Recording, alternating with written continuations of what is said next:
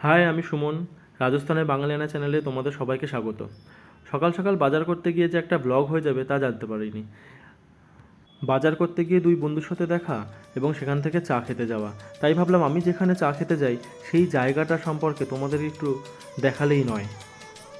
তাই আজ কোনো নির্দিষ্ট জায়গা নয়, আজ হচ্ছে আমি যেখানে চা খেতে যাই সেই জায়গাটা সম্পর্কে তোমাদেরকে দেখাবো।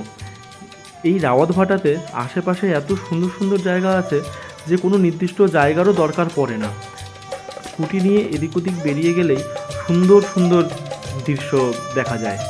এই রাস্তাটা সোজা চলে গেলে এমপি চলে যাওয়া যায়, মানে মধ্যপ্রদেশ। রাজস্থান থেকে মধ্যপ্রদেশ, সেখান থেকে আবার চিত্তর চলে যাওয়া যায়। এই রাস্তাটা অসম্ভব সুন্দর, মানে প্রচণ্ড সুন্দর। আর এই ভিউটা জাস্ট অসাধারণ। এখানকার যে প্রকৃতি, মানে আমি যেটা বলি যে বর্ষা মানে হচ্ছে রাজস্থানের বর্ষা যে এতটা সুন্দর সেটা কোনোদিনও না আসলে জানতে পারতাম না। এখানে না বাংলার মতন অত ঝপ করে বৃষ্টি নামে না, বর্ষাটা নামে না। এখানে বৃষ্টিটা নামে তার আগে অনেকটা সুন্দর করে আকাশটাকে সাজিয়ে ফেলে, তারপরে আস্তে আস্তে বৃষ্টি নামে। আর এই রাস্তাগুলো রাজস্থানের, মানে আমি যেখানে থাকি এটা একটা ছোটো গ্রাম, এই আনাচে কানাচে যে ছোটো ছোটো রাস্তাগুলো ছড়িয়ে ছিটিয়ে রয়েছে, এই রাস্তা দিয়ে ঘুরতেই এত ভালো লাগে। তোমরা ভাবো তো, একটা ছুটির দিন পেলে আর এইরকম জায়গায় যদি একটা চায়ের দোকান হয়, সেখানে যদি চা খেতে না আসি তাহলে একটা বাঙালি বাঁচবে কীভাবে? বাঙালির এটা একটা বেসিক নিড। আচ্ছা, এই জায়গাটার নাম হচ্ছে ভ্যাসগড় রোড। এই রাস্তাটা সোজা গিয়ে মধ্যপ্রদেশের সিঙ্গুলির সাথে মিশেছে এবং সেখান থেকে আবার ভাগ হয়ে গিয়ে রাজস্থানের চিত্তরগড় ফোর্টের দিকে গেছে।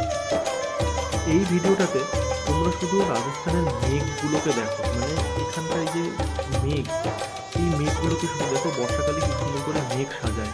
আর আমার ছবি তো থাকবেই, এটা তো ম্যান্ডেটারি। আর এই হচ্ছে আমার দুই বন্ধু, যাদের সাথে আজকে আমি চা খেতে বেরিয়ে পড়েছিলাম। এটা দেখে না আমার জীবনানন্দ দাশের একটা কবিতার কথা খুব মনে পড়ে যাচ্ছে। যেখানেই যাও চলে, হয় না কো জীবনের কোনো রূপান্তর, এক ক্ষুধা এক স্বপ্ন এক ব্যথা বিচ্ছেদের কাহিনী ধূসর, ম্লান চুলে দেখা দেবে যেখানেই, বাঁধো গিয়ে আকাঙ্ক্ষার ঘর, বলিল অসত্য সেই নড়ে নড়ে অন্ধকারে মাথার উপর। সত্যি কথা বলতে, যখন বাড়িতে ছিলাম তখনও বন্ধুদের সাথে বেরোতাম চা খেতে। এখনও বন্ধুদের সাথে বেরোই, শুধু বন্ধুগুলো পাল্টেছে, স্থানটা পাল্টেছে, কিন্তু চা খাওয়াটা বদলায়নি, উদ্দেশ্যটা বদলায়নি।